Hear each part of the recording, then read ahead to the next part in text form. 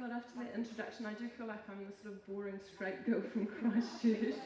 And I just wanted to acknowledge all the amazing stories we've heard and the honesty and Pip's most recently. I mean, it's incredible, isn't it, to hear those wonderful stories and what a great job Jo and her team have done to bring this event together. It's fantastic. And I just want to shout out to Jessie, who I've just bought her book, and we should all be supporting her and buying her book. And as a trustee of the Writers' Festival, hearing her on the stage was just wonderful. So get out there and buy her book. I'm just going to talk about self-doubt. I'm going to have a sort of slightly meandering story, and then I'll get to the point. I have a friend that talks to me about how I have a theme in my life about being just in time, and how I seem to have achieved a number of major milestones just in time. I would say I was perhaps a little bit of a slow learner, but she talks about this just in time theme. And one of those just in time milestones was getting married and having my children. I was 39 at the time that I had my oldest girl, and I met my husband, dated him, married him, had Kate within the space of just over a year. And David, in our wedding speech, said he described me as a keen fisherman. He described me as a very hard trout to catch, and had this theme of that I was a little bit useless, and why wasn't I out there in the clubs, basically in the bars, looking for a man, and that basically I think he meant why wasn't I out there looking for him. I was probably a bit busy and had other things to do at the time. And anyway, one of the great things about, it's a slight diversion, one of the great things about getting married later was I managed to kiss quite a few frogs, a bit of a try before you buy.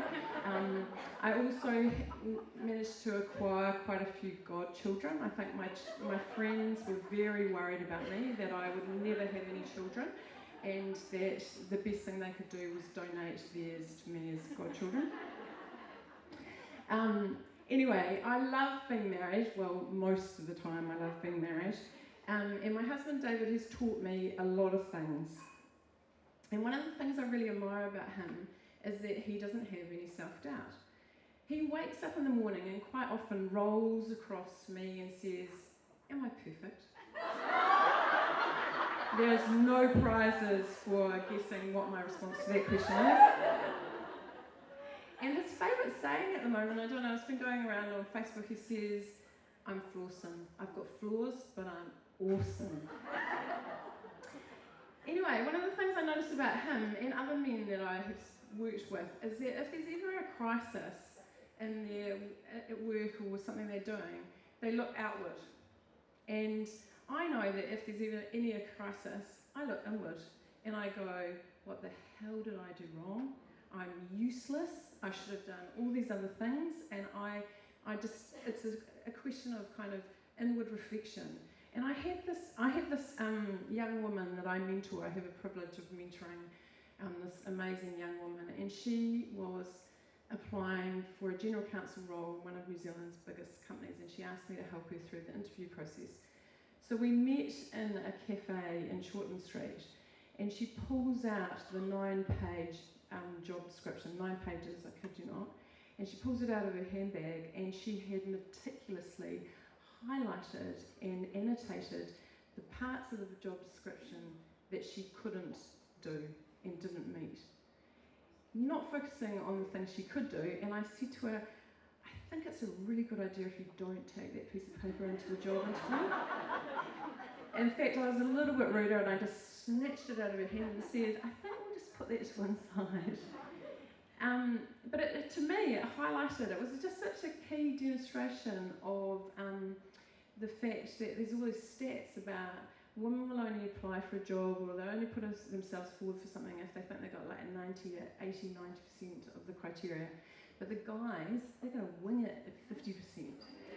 And I think that my message to myself, because I think, you know, Joe's kind introduction, you say, well, I don't have self-doubt, I'm riddled with it. And my message to myself and to all of you is when you see those women in your life questioning whether they should put themselves forward or they should do anything. Just give them that really gentle nudge and just encourage them and just remind them about, you know, if you were a guy, you'd probably wing it.